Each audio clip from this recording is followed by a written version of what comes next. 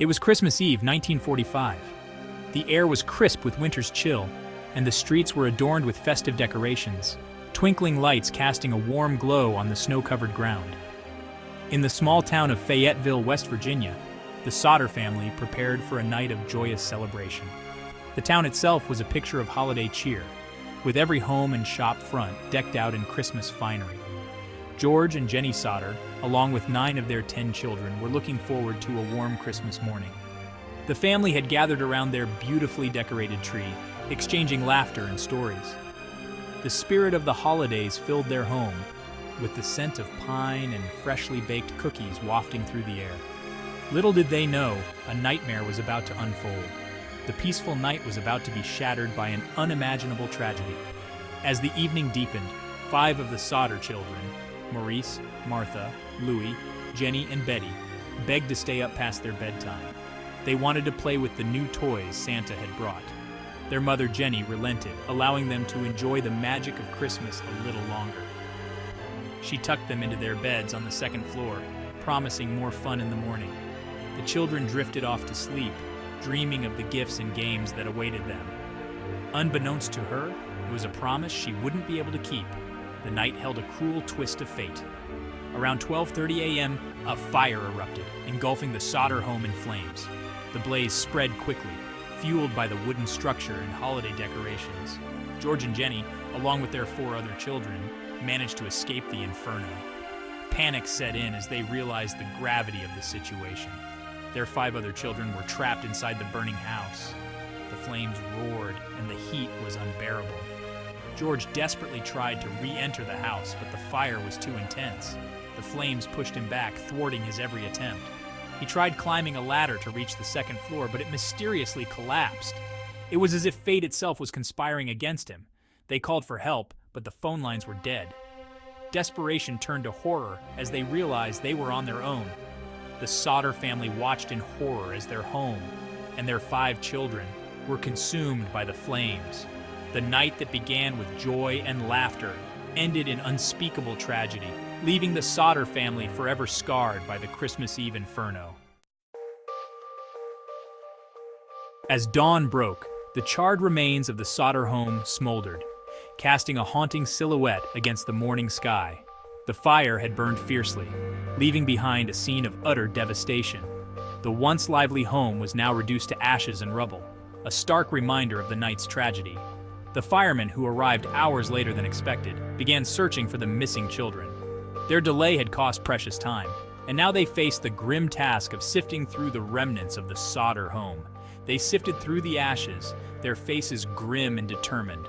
Hours turned into days as they meticulously combed through the debris, hoping to find any sign of the 5 missing children. The search continued, but no trace of the 5 children was found. The community watched in sorrow and disbelief as the days stretched on with no answers. The authorities concluded that the fire had been so intense that it had incinerated the children's bodies completely.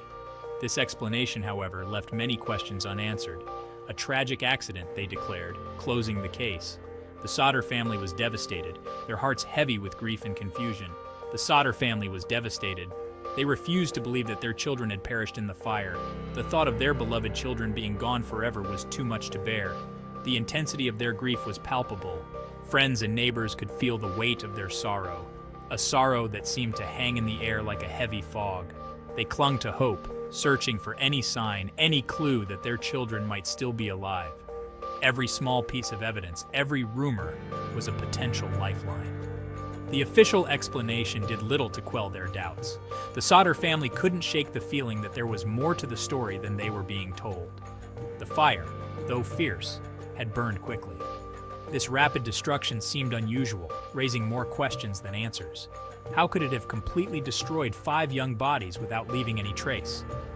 The Sodders pondered this question endlessly, unable to accept the official conclusion. The Sodder family knew in their hearts that something was terribly wrong. Their instincts told them that the truth was still out there, waiting to be uncovered. They refused to give up hope. Despite the overwhelming odds, they held on to the belief that their children might still be alive somewhere. They began their own investigation, determined to uncover the truth behind the fire and the disappearance of their children. They sought out experts, questioned witnesses and followed every lead, no matter how small or improbable. The Sodders gathered evidence, piecing together a puzzle that seemed to grow more complex with each new discovery. Their determination was unwavering, fueled by love and the hope of reuniting with their lost children. They sought justice, not just for their family, but for the truth. The Sodder family's quest became a symbol of resilience and the unbreakable bond of family. The community rallied around them, offering support and assistance in their search. Together, they formed a network of hope and determination, united in the quest for answers. The Sodder family never gave up. Their journey was long and arduous, but their love for their children kept them going, driving them to seek the truth, no matter where it might lead. As the Sodder family delved deeper into the events surrounding the fire, a series of unsettling details emerged. The more they uncovered, the more they realized that the fire was not just a tragic accident, but perhaps something far more sinister. There had been strange occurrences in the weeks leading up to Christmas Eve. These incidents, seemingly innocuous at first, began to paint a disturbing picture when viewed in hindsight. Unsettling incidents that, at the time, seemed like mere annoyances, but now took on a sinister air. The Sodder family couldn't shake the feeling that these events were connected, each one a piece of a larger, more ominous puzzle. A strange man had approached George Sodder weeks before the fire, trying to sell him life insurance. The man was persistent, almost desperate, in his attempts to get George to sign the policy. When George declined, the man became irate, issuing a chilling warning. His words were not just a threat, but seemed to carry a weight of certainty, as if he knew something terrible was going to happen. He told George that his house would go up in smoke, and his Christmas lights would be paid for. The cryptic message left George uneasy, but he tried to brush it off as the rantings of a disgruntled salesman. At the time, George had dismissed the man as a disgruntled salesman. He had no reason to believe that the man's words would come to pass. But now, in the aftermath of the fire, those words echoed in his mind. Now, the memory sent shivers down his spine. The man's warning seemed less like a threat and more like a prophecy, one that had tragically come true. Then there were the mysterious phone calls. These calls, which had seemed like harmless wrong numbers at the time, now took on a more sinister significance.